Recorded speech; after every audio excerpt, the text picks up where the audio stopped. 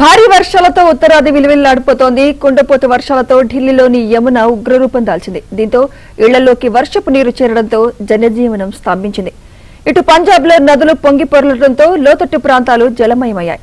అటు జమ్మూ కశ్మీర్, హిమాచల్, ఉత్తరాఖండ్లో ఆకస్మిక వరదలు, కొండ చర్యలు విరిగిపడడంతో రాకపోకలు నిలిచిపోయాయి.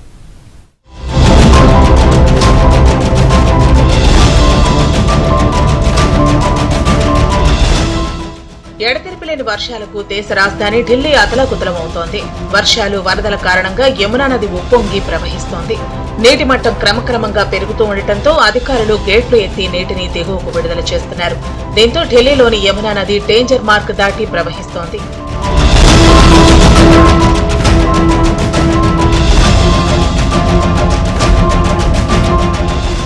ఇళ్లలోకి వరద నీరు చేరుతూ ఉండటంతో యమునా తీర ప్రాంతాల్లో నివాసం ఉంటున్న ప్రజలకు వరద హెచ్చరికను జారీ చేశారు.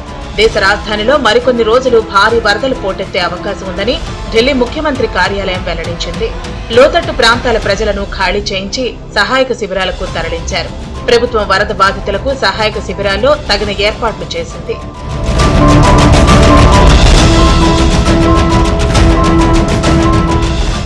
భారీ వర్షాలకు వరద నీరు పోటెత్తడంతో ఢిల్లీ రోడ్లు, రహదారులు జలమయమయ్యాయి. ఇళ్లు, కాలనీలు జల దిగ్బంధంలో చిక్కుకున్నాయి. వస్తువులు వరద నీటిలో కొట్టుకుపోవడంతో దిక్కుతోచని స్థితిలో ప్రజలు పడిపోయారు. మరోవైపు పలు చోట్ల ట్రాఫిక్ జామ్లతో వాహనదారులు నరకం అనుభవించారు.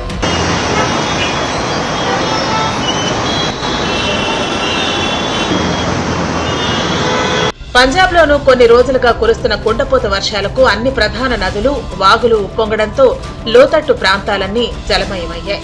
జమ్మూ కాశ్మీర్, హిమాచల్ ప్రదేశ్, ఉత్తరాఖండ్లోనూ భారీ వర్షాలు కొనసాగుతున్నాయి. దీంతో రోజు అనేక ప్రాంతాల్లో ఆకస్మిక వరదలు, కొండచర్యలు విరిగిపడటం వంటి ఘటనలు జరుగుతున్నాయి. అయితే ఉత్తరాది రాష్ట్రాలకు మరో 5 రోజుల వరకు ఊరట లభించే అవకాశం లేదని ఐఎండీ వెల్లడించింది. ఢిల్లీ, యూపీ, పంజాబ్, ఉత్తరాఖండ్, జమ్మూ కాశ్మీర్, హర్యానా, హిమాచల్ ప్రదేశ్, చండీగఢ్, రాజస్థాన్ రాష్ట్రాల్లో ఈ నెల 7వ తేదీ వరకు భారీ నుంచి అతి భారీ వర్షాలు కురుస్తాయని హెచ్చరించింది.